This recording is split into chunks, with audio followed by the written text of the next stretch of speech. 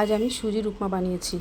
সুজির উপমা বানানোর জন্য প্রথমে আমি সুজিটাকে হালকা বাদামি করে ভেজে তুলে নেব।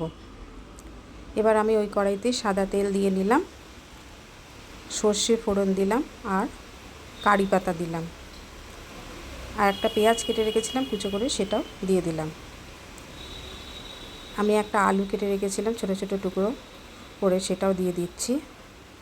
এবার এটাকে একটু হালকা ভেজে নিয়ে এর মধ্যে আদা কুচো দিলাম অল্প।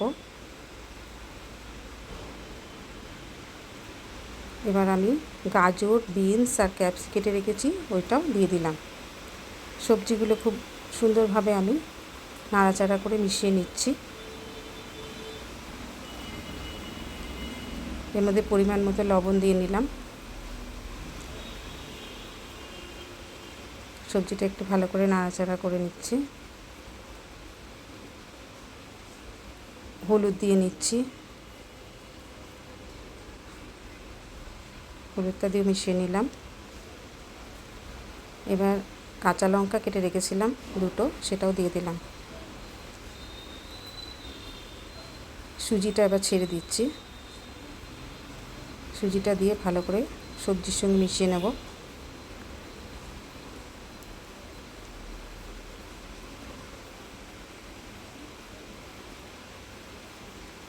এবার এর মধ্যে দিয়ে দেবো অল্প পরিমাণে জল, সেদ্ধ করার জন্য সবজিটা। সুজিটাও একটু নরম হবে।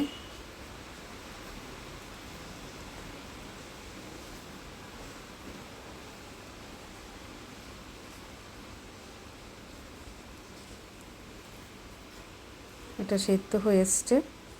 এর মধ্যে আমি পরিমাণ মতো মিষ্টি দিয়ে নিলাম আর 2 চামচ মতো ঘি দিলাম। আমার সুজির উপমা রেডি হয়ে গেছে। এর মধ্যে গোলমরিচের গুঁড়ো ছড়িয়ে নিলাম। এবার এটা নামিয়ে পরিবেশন হবে।